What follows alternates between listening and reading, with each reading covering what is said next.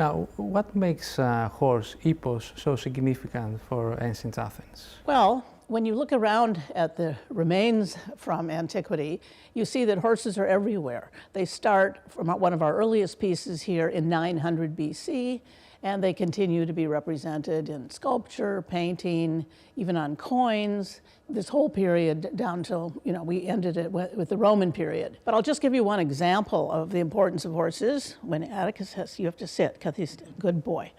The Parthenon, has sculpture all over it. And we counted the horses when we were down in the Acropolis Museum the other day, and there are 250 horses. Amazing number. Sculpted in marble on the Parthenon. That just demonstrates how sort of obsessed the Athenians were with horses. There was a hippomania, right? A frenzy for horses. That's a good term, hippomania. And that reminds me of the fact that the word hippo occurs a lot in ancient Greek names. So people like to give them sort of aristocratic names because only the wealthy could really own horses. So we have Hippocrates, Xanthippus, who is the father of Pericles. So it appears at the beginning and the ends of people's names, and it's one of the most common sort of root words in ancient Greek names. So ancient Athenians named their children after hippos, right? Well, hippic names, yeah. Philippos, the Philippos, lover right. of horses. Yeah, that's a good example. What drives this horse frenzy? Is it rooted in mythology? Is it rooted in their... Well, part of it is that this is a very noble animal.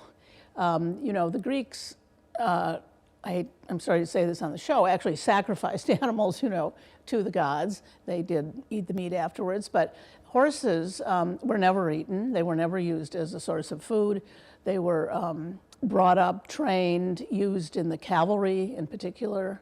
And also, the other thing that the Athenians loved was horse racing. So they participated in the Olympics, in the chariot racing, single horse racing, and there are many other festivals that had races for horses. And we have inscriptions that tell us which Athenians won. And there's one famous man who had a great set of mares. They were female horses, and he won 3 times at the Olympics.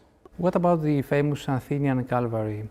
How was the horse treated in wartime? Was it like a companion to the warrior, or was it a means to an end, just to ride them to war and fight with it? Well, I think there was a close association between the men who rode horses into war, because if you think about a horse, it's a animal that is a prey animal. It runs from danger. So to get it to go into a battle, it has to have complete trust in its master.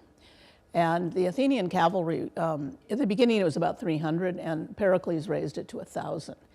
And not everybody could afford a horse. It used to be just the aristocrats who were the hippes. So they gave subsidies to cavalrymen so they could buy a horse and feed it. They gave a special allowance for feeding these horses so they keep them in good shape. They inspected them every year. And they did carry men into battle. We think they usually fought from the horse, but they could also, if they had a lot of armor, get off and fight like a hoplite.